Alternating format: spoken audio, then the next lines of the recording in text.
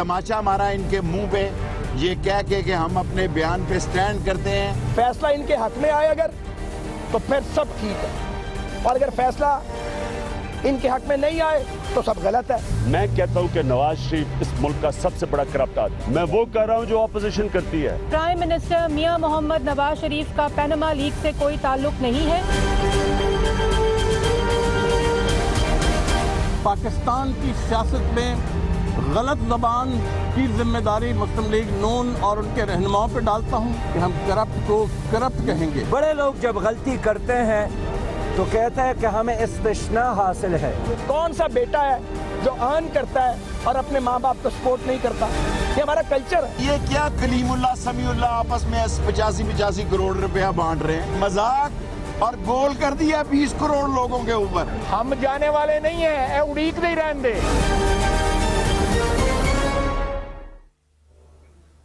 नाज़रीन अस्सलाम वालेकुम। नाज़रीन, पनामा केस के हवाले से सुप्रीम कोर्ट में जो प्रोसीडिंग्स हो रही हैं वो अखबारात में छपती हैं, वो आपके सामने आती हैं, इदारिये लिखे जाते हैं, BBC क्या कहता है, मुख्तलिफ सियासी रहनुमा जो हैं एक दूसरे के ख़िलाफ़ किस किस्म की स्टेटमेंट्स देते हैं, वो सब कुछ आप देख रहे हैं। जब हम इसे बगौर इसका जायज़ा लेते हैं और हमें एहसास होता है कि दो किस्म की इस वक्त इसके हिस्से हैं। एक वो केस है जिसे सुप्रीम कोर्ट में खालिस्तन कानूनी बुनियाद पर लड़ा जा रहा है, जहाँ पिटिशंस हैं वज़ीर आज़म और उनकी फैमिली के ख़िलाफ़, और वज़ीर आज़म का एक अपने वकील हैं, उनके साहिबजादों के और उनकी साहिबजादी के अलग से अपने अपने वकील हैं, और खालिस्तन कानून की लेंस से हक़ाइक़ को परखा जा रहा है। एक दूसरा केस जो है वो अवाम की अदालत में चल रहा है, और पब्लिक जो है वो उसको लीगल नाइसिटीज़ इतनी नहीं पता, वो एक बड़ी पिक्चर यूँ समझती है कि होल ट्रूथ क्या है, हकीकत क्या है। चूँकि वज़ीर आज़म नवाज शरीफ जो हैं वो इस मुल्क के सबसे अहम, अगर गुज़श्ता रबा सदी को हम देखें, सबसे अहम पब्लिक ऑफिस होल्डर हैं, 3 times the prime minister of Pakistan. आज के इस प्रोग्राम में पहले हम PMLN का मौक़िफ़ लेंगे, मुझे और फिर उसके बाद PTI का मौक़िफ़ लेंगे। मुझे इस वक्त स्टूडियोज़ में PMLN के अहम रहनुमा मेंबर नेशनल असेंबली जनाब दानियाल अजीज़ साहब ज्वाइन कर रहे हैं। Sir, very warm welcome to you Daniyal साहब। जो लीगल डिफेंस स्ट्रेटजी है वो तो मैंने शुरू में एक्सप्लेन कर दिया। पब्लिक जब होल ट्रूथ में इंटरेस्टेड है वो ये कि लंदन के जो फ्लैट्स हैं, जब वज़ीर आज़म ने खुद कहा था कि हमने 2005 में पैसे आए सऊदी अरब से तो हमने लिए, उससे यही तासुर था कि फ़्लैट लिए। अब जब BBC की स्टोरी आई है उसके बाद एक हमें लॉजिकल बात समझ आती है, और कि लीगल सिचुएशन तब्दील नहीं होती है, हम मान चुके हैं, इस प्रोग्राम में भी हमने सबसे पहले इसको एडमिट किया। लेकिन एक सवाल पैदा होता है कि 2006 से या 5 से पहले ये जो कंपनीज थी नीलसन और नेस्कॉल, ये किसके पास थी? ये तो पूरे बच्चे को पता है जी कि अदालत में एक जो एफिडेविट है वो दिया गया है, जिसके पास थी उसने खुद कहा ये मेरे पास थी। अच्छा, तो इसका मतलब जो कतरी शहजादे हैं जिन्होंने एफिडेविट दिया है वो इन कंपनीज के मालिक थे जी, मतलब ये ऑफिशियल पोजीशन है? बिल्कुल ना, ऑफिशियल पोजीशन ही कोर्ट में जमा करवा दी इस बात को तो महीने से ज़्यादा हो गया। ठीक, मतलब मैं वेरीफाई कर रहा हूँ कि यही ऑफिशियल पोजीशन है, इस पर क्लैरिटी हो जाएगी ये ऑफिशियल। तो इस सिलसिले में कि कोई ब्रिटिश वर्जिन आइलैंड का कोई ऐसा रिकॉर्ड, कोई लीगल जो ऐसी फाइनेंशियल ट्रांजैक्शन के पेमेंट कितनी हुई थी, वो पेमेंट बैंक्स के थ्रू हुई, उसका भी कोई रिकॉर्ड जमा करवाया गया है? जी, उसमें जैसे कि मैंने आपको बताया, काफ़ी दफ़ा मुख्तलिफ जगह पर भी बताया है कि जब ये पहला बेंच बना था जमाली साहब वाला, उसमें जिरा की पहले हामिद खान है और उसके बाद ये जो बुखारी साहब हैं, नईम बुखारी साहब, और जब सलमान भट्ट साहब जो कि उस वक्त के वकील थे प्राइम मिनिस्टर के, जब उन्होंने जिरा शुरू की को तकरीबन 10-15 मिनट के अंदर ब्रेक हो गई और ब्रेक से वापस आके बेंच टूट दिया गया और छुट्टी पे चले गए। तो हमें तो मौका ही नहीं मिला था तब मुकम्मल डिफेंस देने का, और वो जो जुमले तोड़ मरोड़ के एक सनसनीखेज बनाने की कोशिश की गई। जब बेंच रिकन्वीन हुआ, नया बेंच बना जनवरी 6 को, उसके बाद भी नईम बुखारी साहब बोलते रहे 8-10 रोज़। तो हमारी तो बारी अभी परसों चौथ आई है। हमारी कोशिश होती है कि क्लैरिटी मिले। अब क्लैरिटी की मिली है कि इन कंपनीज नीलसन और नेस्कॉल की जो ओनरशिप है, जो क्लेम का है, ऑफिशियल पोजीशन है, वो ये है कि वो कतरी शहजादे की थी।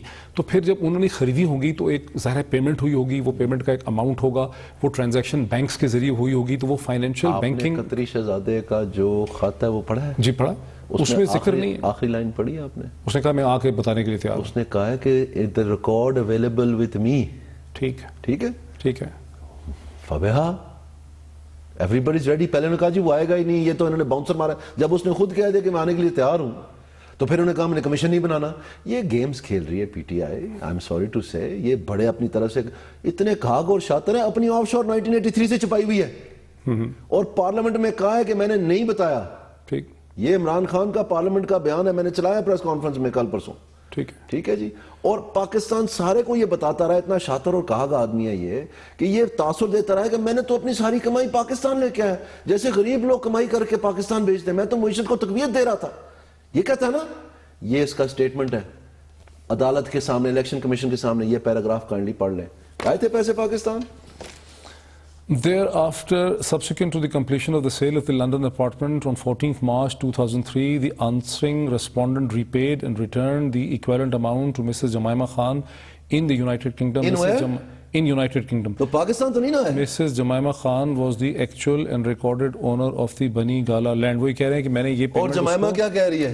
جمائمہ نے ایفیڈیوٹ دیا ہے, اچھا, سائنڈ, نوٹرائزڈ, ٹھیک, with witnesses, کہ میں نے یہ نہیں لیا, یہ اس نے اپنے پیسوں سے لیا تھا.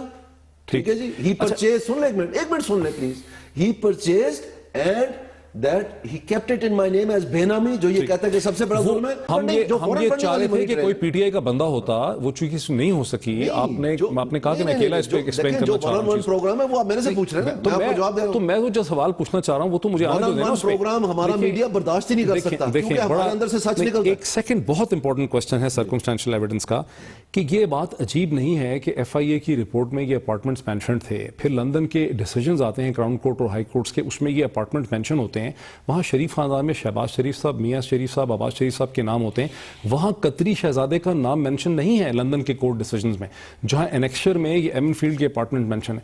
اگر یہ اپارٹمنٹس قطری شہزادے کے پاس تھے تو پھر اس کی کیا ایکسپلینیشن ہے کہ وہ لندن وہاں پہ کیوں نہیں ہے؟ سن لیں میری بات. عدالت میں یہ بات اٹھائی گئی, جی جی, ججز نے پوچھا کہ آپ یہ بتائیں کہ جس وقت یہ التوفیق انویسٹمنٹ کارپوریشن سے لون لیا گیا تھا تو اس وقت یہ فلیٹس ایز کولیٹرل ڈالے گئے تھے؟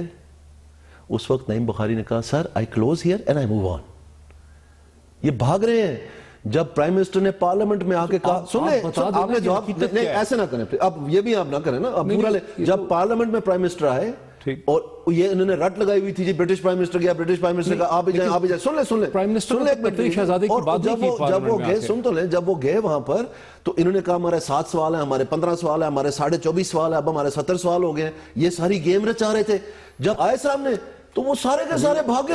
Then sir, we will put this question. They all ran out. We will put this Why question to didn't they stand like men there? They should have asked if they had anything. Instead they came outside and waved empty paper. کہ یہ دیکھیں. Sir, we will put this question to PTI. We will put this question to PTI. Rest assured. لیکن آپ یہ ہمیں بتا دیں کہ اس کی کیا ایکسپلینیشن ہے کہ لندن کی عدالت پہ یہ کیوں نہیں کوٹ ہوئے اپارٹمنٹس, وہاں پہ نام کیوں لکھے ہیں شہباز شریف, میاں شریف صاحب مرحوم کے اور عباس شریف کے؟ اوہو, میں آپ کو بتا رہا ہوں, ہمارے تبصرے کی بات نہیں, تو کورٹ کی میں آپ کو بات بتا رہا ہوں نا. تو اس میں کیا ہوا کہ ایک شہزی نقوی, سن لیں ایک الگ ایشو ہے نا بھائی, ڈیٹیل سن لیں, پبلک کو تو پتہ چلنا چاہیے. ڈیٹیل سن لیں. جو شہزی نقوی تھے ریپرزینٹیٹیو, چونکہ اس وقت اکتوبر کا مہینہ تھا, کب کا؟ 1999 کی بات. 99. یہاں بھی کچھ ہو رہا تھا نا پاکستان میں, وہ کیا ہو رہا تھا؟ یہ پاکستان میں کو ہو گیا تھا. تو ادھر کوئی پیش نہیں ہوا تھا.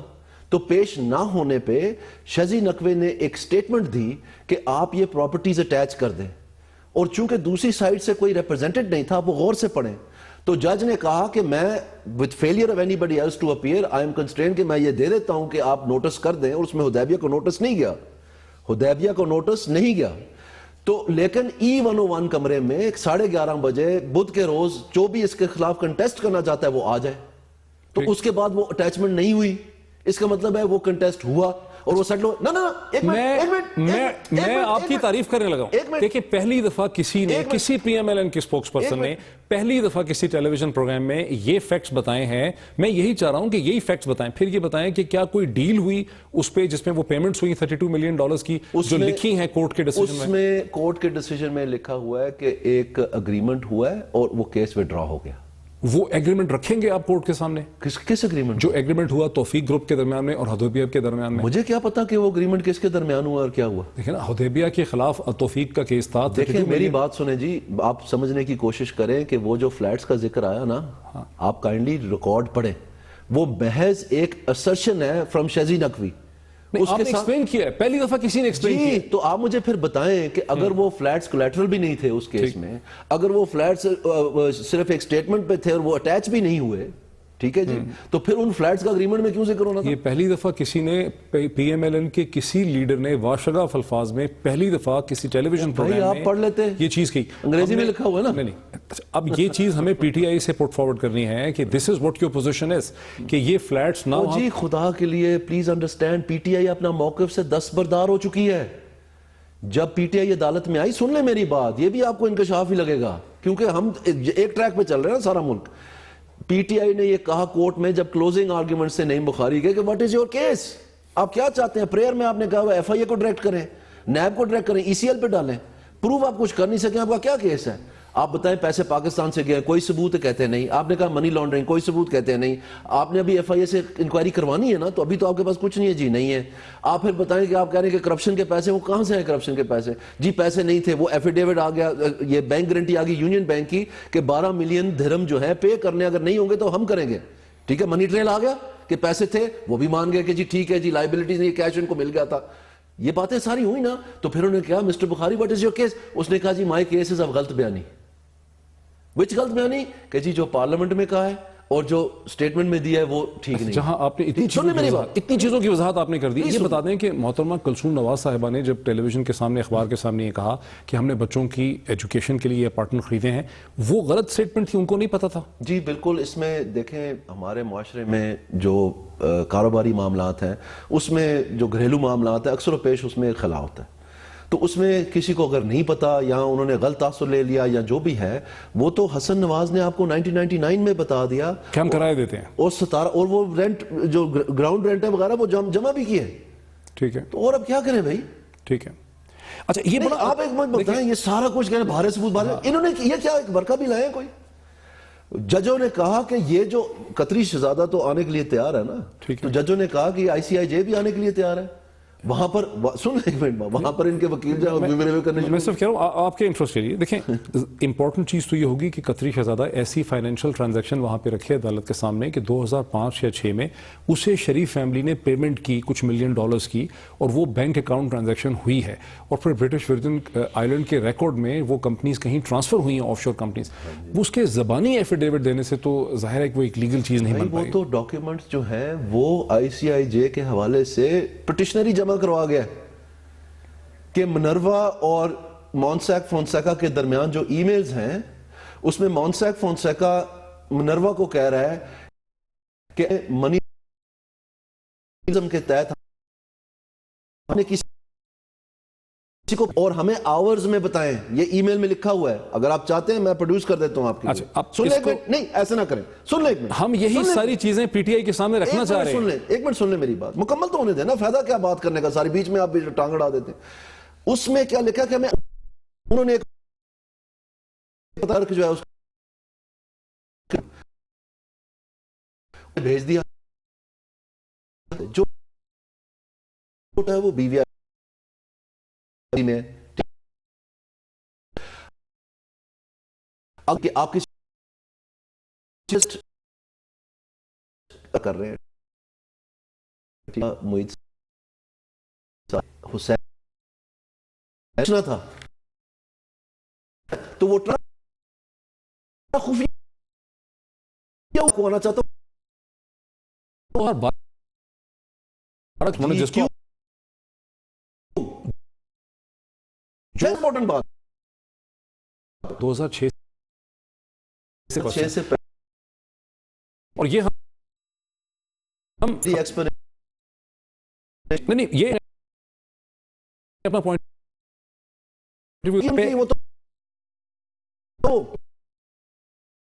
دفعہ پی ایم اتنے کلیئر آف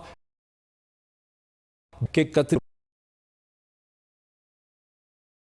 فائنینشیل ٹرانزیکشن جو ہیں کرتے تھے 99 میں, پر یہ کہ یہ ونس میں کیا تو بس ہرٹ کیا نے ان کو بڑی دفعہ, اور ناظرین اس کے سامنے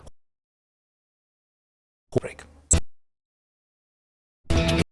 ناظرین ویلکم بیک. وقفے سے پہلے پی ایم ایل این کے رہنما ایم این اے دانیال عزیز صاحب کا موقف پیناما کیس کے حوالے سے آپ نے بہت تفصیل سے سنا. اب پاکستان تحریک انصاف کے اسپوکس پرسن جناب فواد چودھری صاحب ہمیں جوائن کر رہے ہیں. چودھری صاحب ویری وارم ویلکم.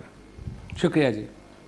تو اچھا ہماری خواہش تھی, ہم نے بہت کوشش کی کہ دانیال عزیز صاحب اور آپ کو ایک ہی ایکسٹینڈڈ ہم سیگمنٹ میں لے سکیں اور تفصیل سے بات کر سکیں تاکہ آپ اپنا موقف دیں, وہ اپنا موقف دیں, لیکن انہوں نے کہا کہ چونکہ فواد چودھری صاحب ایک ٹیلی ویژن اینکر ہیں, سیاستدان نہیں ہیں, میں ان کے ساتھ نہیں بیٹھ سکتا. یہ مجھے مشکل آ رہی ہے کافی. پی ایم ایل این کے لوگ جو ہیں وہ پہلے میرا نام سنتے ہیں, پھر ٹی وی پہ نہیں آتے, بلکہ ایک دو دفعہ اب ایسا ہوا کہ انہوں نے پی ایم ایل این کو نہیں بتایا کہ میں پروگرام میں ہوں, پھر وہ آئے, اور ایک دفعہ ایک وزیر صاحب تو واپس چلے گئے. لیکن بہرحال آپ یہ کیا کریں, فیکٹس وغیرہ کے اوپر جتنا شاید مجھے پتا ہے پی ایم ایل این میں کسی کو بھی اتنا پتہ نہیں ہے, لیکن بہتر طریقہ تو یہ ہے کہ وہ تیاری کرے بجائے اس طرح کی باتیں کرنے کے. اچھا, اب دانیال عزیز صاحب نے بہت تفصیل سے بڑے بلیک اینڈ وائٹ طریقے سے 2-3 بڑی اہم چیزیں بتائی ہیں جو میڈیا کے پلیٹ فارمز میں اتنا کھل کے نہیں سمجھی جاتی, بیکاز ہمارا موقف ان سے یہ تھا کہ جی سپریم کورٹ میں تو جو بھی کیس ہو رہا ہے وہ ایک لیگل ڈائمنشن ہے, جہاں نواز شریف صاحب کے اپنے وکیل ہیں, ان کی اولاد جو ہے, ان کے تینوں جو بچے ہیں ان کے الگ الگ سے وکیل ہیں, اور بالکل ایک لیگل لینس کے ذریعے حقائق کو دیکھا جا رہا ہے. وہ بالکل ایک لیگل اور قانونی ڈسکشن ہو رہی ہے, وہ ایک لیگل ٹروتھ ہے. اور جو پبلک ہے, کیونکہ نواز شریف صاحب جو ہیں وہ بہت ہی امپورٹنٹ آفس ہولڈر ہیں پاکستان کی تاریخ میں, 3 دفعہ پرائم منسٹر الیکٹ ہوئے, تو آفس ہولڈر جو ہوتا ہے, جو پبلک آفس ہولڈر ہے, اس کو عوام ایک ڈیفرنٹ معیار پہ دیکھتی ہے کہ لیگل ڈیفنس نہیں چلتا, تو پبلک ٹروتھ میں انٹرسٹڈ ہے.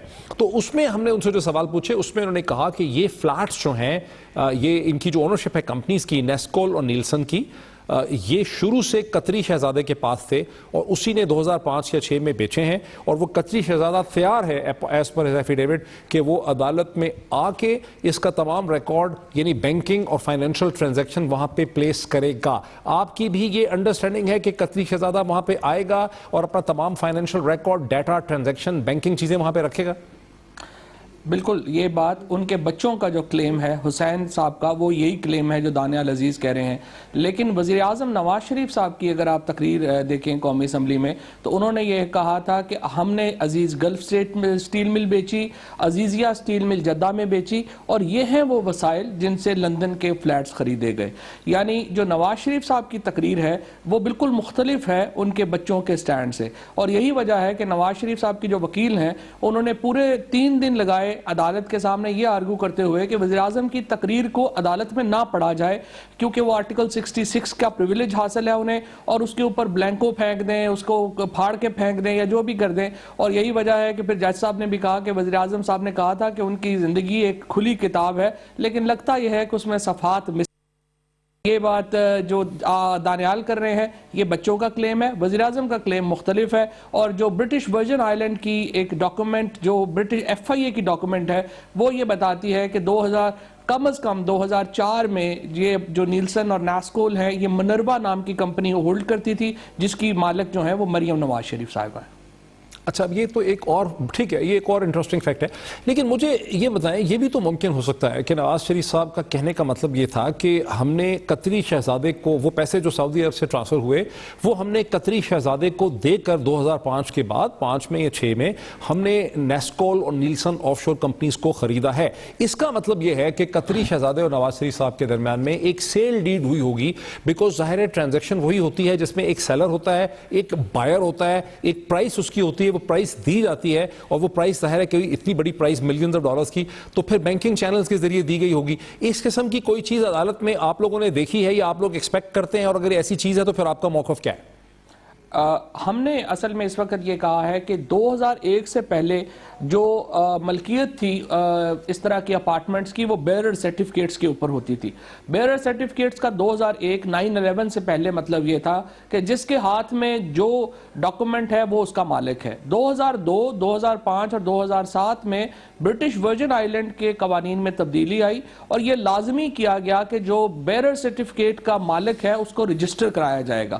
اب ہماری توقع یہ ہے اور ہم نے یہ کہا ہے ان سے کہ آپ اس رجسٹریشن کو قطری شہزادہ یا قطری شہری جو صاحب ہے محمد بن جاسم, ان کی وہ رجسٹریشن عدالت میں پیش کریں. اور عدالت نے بھی پورا ایک ہفتہ جو وزیر اعظم کے وکیل ہیں مخدوم علی خان صاحب, ان سے پوری کوشش کی یہ جاننے کی کہ وزیر اعظم صاحب منی ٹریل تو بتائیں کہ وہ کیسے آئی. لیکن وزیر اعظم صاحب کا جو وکیل تھے ان کا جواب یہ تھا کہ جو اربوں روپے کی انویسٹمنٹ دبئی میں ہوئی وہ وزیر اعظم صاحب کے والد نے کی تھی, وزیر اعظم کو نہیں پتا.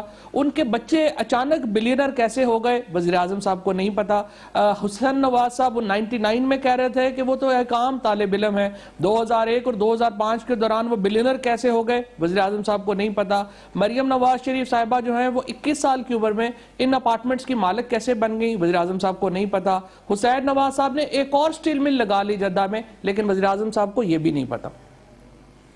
نہیں, لیکن اگر وزیر اعظم کے وکلا جو ہیں یا ان کے خاندان کے وکلا قطری شہزادہ عدالت میں آتا ہے اور وہ وہاں پہ آ کے فائنینشیل ریکارڈ دکھا دیتا ہے, ٹرانزیکشن دکھاتا ہے جس میں وہ بینکنگ ریکارڈ دکھاتا ہے کہ اتنے $1 ملین کے میں نے پیسے وصول کیے بارکلیز بینک میں یا لوئڈ بینک میں یا کسی بھی اور بینک میں, اور یہ اس وقت ڈیڈ ہوئی ہے, یہ سارا کچھ اس کا ایک فائنینشیل ٹرانزیکشن کا ریکارڈ دکھاتا ہے, یہ میں ٹیسٹ, تو پھر تو آپ کا کیس ختم ہو جاتا ہے نا اگر ایسا فائنینشیل ریکارڈ وہاں پہ آ جاتا ہے. درست بات ہے آپ کی. اگر وہ تمام منی ٹریل دکھا سکتے اور یہ بتا سکتے کہ وزیر اعظم صاحب نے جو پہلے سٹیل مل بیچی, جو کلیم ہے وزیر اعظم صاحب کا اور پی ایم ایل این کا وہ یہ تھا کہ گلف میں ہم نے ایک مل لگائی, وہ مل ہم نے $9 ملین میں بیچی, وہ پیسے وہ تو پرانی بات ہو گئی نا. میں تو 2005 اور 6 کی بات کر رہا ہوں, خرید و فروخت کی قطری شہزادے اور نواز شریف صاحب کے درمیان. اس کا وہ اگر وہ آپ کا ریکارڈ نہیں, میں صرف آپ کو وہی بتا رہا ہوں, یہ کہہ رہے ہیں کہ ہم نے وہ پیسے جو گلف سٹیٹ مل سے آئے تھے وہ قطری شہزادے کے پاس انویسٹ کیے تھے, اس کی منی ٹریل بتانا جو ہے وہ اس کے بعد سپریم کورٹ نے آرڈر کیا کہ جس کے پاس جو کچھ ہے وہ عدالت میں جمع کروا دے. اب تک تو عدالت میں کچھ نہیں آیا, اب نئی ایویڈنس وہاں سے قطری شہزادہ لا سکتا ہے اور سپریم کورٹ اس کی اجازت دے گی کہ ریکارڈ کا حصہ بنے گی یا نہیں بنے گا, یہ تو اب سپریم کورٹ کے اوپر منحصر ہے. لیکن وہ وقت, وہ ٹائم لائن جو سپریم کورٹ نے مقرر کی تھی ایویڈنس جمع کرانے کی, وہ تو پہلے ہی ختم ہو چکی ہے. اچھا, ایک اور نقطہ دانیال عزیز صاحب نے یہ بھی وضاحت کی ہے, انہوں نے یہ کہا ہے کہ 1999 کے جو برطانیہ کے کورٹ ڈیسیجن ہیں, کراؤن کورٹ, لنڈن کورٹ کے, ہائی کورٹ کے, الحدیبیہ اور وہ نہیں ہوئی تھی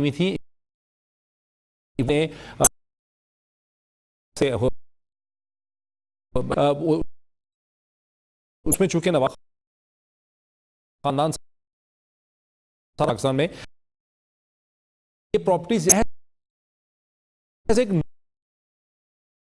پلیج کیا موقف تو یہ ہے کہ تھوڑے سارے زیادہ یہ مجھے فیور دینی چاہیے گی. جب اٹیچمنٹ آرڈر کرتی ہے تو ججز کبھی بھی اس طرح سے آرڈر نہیں کرتے کہ پراپرٹی کی مالک کوئی ہوگا اور کوئی بھی جا کے کہہ دے کہ جی یہ پراپرٹی جو ہے وہ اس میں آئی ہے اور وہ اس کو اٹیچ کر دے. ایک پورا پروسیجر ہے, ایون پاکستانی لاز میں بھی ایک سول کورٹ کا جج اٹیچ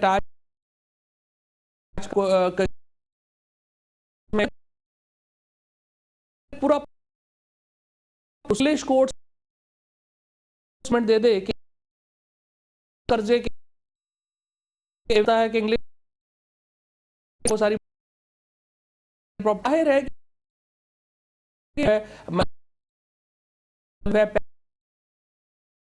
یہ تمام سیٹسفیکشن ہونے کے بعد اٹیچمنٹ ہوتی ہے. اور اس وقت جو سپریم کورٹ کا جو ریکارڈ ہے جس میں ہم نے جو ایویڈنس دی ہے اس میں نہ صرف یہ کہ یہ پلیج دیے جانے کا یہ ایویڈنس موجود ہے کہ یہ ہائی کورٹ کا فیصلہ ہوا, بلکہ جس کو ہم کہتے ہیں کہ چارج ریموول کا آرڈر بھی موجود ہے, یعنی چارج جو لگا پراپرٹی پہ وہ آرڈر بھی موجود ہے, پھر پیسے دیے گئے تو چارج ریموو ہوا وہ آرڈر بھی موجود ہے. فواد صاحب بہت شکریہ. ناظرین, آپ نے پی ایم ایل این کے بعد پی ٹی آئی کا موقف بھی سنا اس ایشو میں, اور لگ یہی رہا ہے کہ یہ عین ممکن ہے, یہ تو دیکھنا پڑے گا کہ قطری شہزادے جو ہیں وہ آتے ہیں اس تمام فائنینشیل ریکارڈ اور ٹرانزیکشن کے ساتھ, اور وہ کیا عدالت کے سامنے آ کے وہ فائنینشیل ٹرانزیکشن یعنی وہ جو سیل ڈیڈ ہے, کاغذ محض نہیں, یہ کہہ دینا نہیں کیا میں نے کتنے پیسے وصول کیے, نواز شریف صاحب اور ان کی فیملی نے کتنے پیسے مجھے دیے, وہ فائنینشیل ٹرانزیکشن کس بینکنگ روٹ کے تھرو ہوئی, بارکلیز کے ذریعے हुई, लॉयड जॉर्ज के थ्रू हुई, नेटवेस्ट के थ्रू हुई, किसके थ्रू हुई, ये सब कुछ क्या वो दिखाते हैं अदालत के सामने,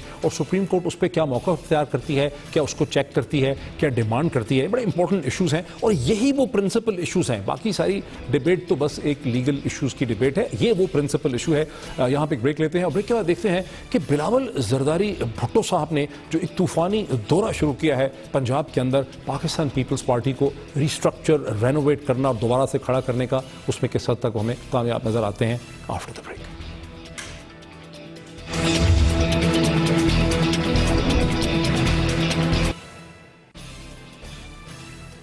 नाज़रीन वेलकम बैक। जैसा कि आप सब जानते हैं, पाकिस्तान पीपल्स पार्टी के चेयरमैन बिलावल जरदारी भुट्टो ने अक्रॉस पंजाब एक मास कॉन्टैक्ट कैंपेन शुरू कर रखी है, जिसका मकसद यह है कि पीपल्स पार्टी जो है उसकी शान और शौकत को दोबारा से वापस लाया जा सके। गुज़िश्ता 3 बरस के जो तमाम एदाद व शुमार हैं 2013 के इलेक्शन के बाद, वो पीपल्स पार्टी के हवाले से इंतहाई मायूस कुन है। ना सिर्फ ये कि 2013 के इलेक्शन में पीपल्स पार्टी पंजाब से महज 8 सीटें जीत सकी, ये वो पार्टी है जिसका आगाज, जिसका जन्म यानी जन्मभूमि जिसकी पंजाब थी, बल्कि ये कि जितने इंतखाबात हुए हैं, बाई इलेक्शंस हुए हैं, उस पर पीपल्स पार्टी की परफॉर्मेंस इंतहाई मायूस कुन रही है। इस पर बात करने के लिए कि बिलावल भुट्टो क्या अचीव कर पाएंगे, क्या अचीव नहीं कर पाएंगे, कितने रियलिस्टिक गोल हैं, मुझे ज्वाइन कर रहे हैं पाकिस्तान की मुमताज़ तज्ज़ियाकार जियो टेलीविजन से जनाब इफ्तिखार अहमद साहब। इफ्तिखार साहब, a very warm welcome. Thank you.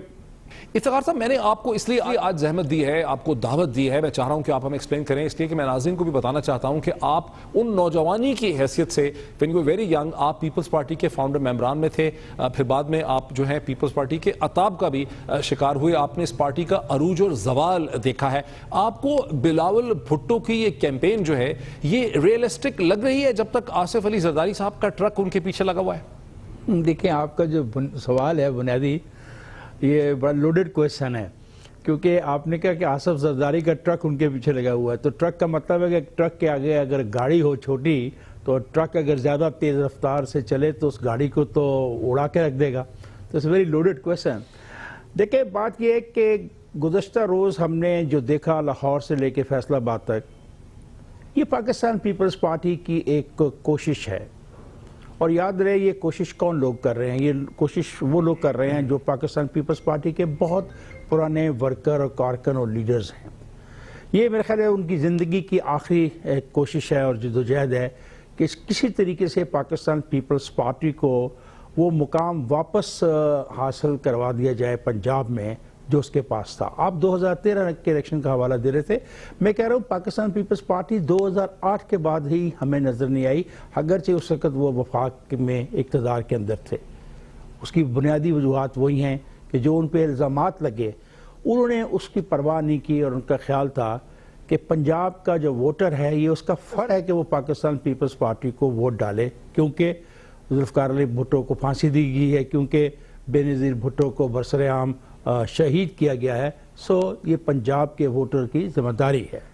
मेरा ख्याल ऐसा नहीं होता।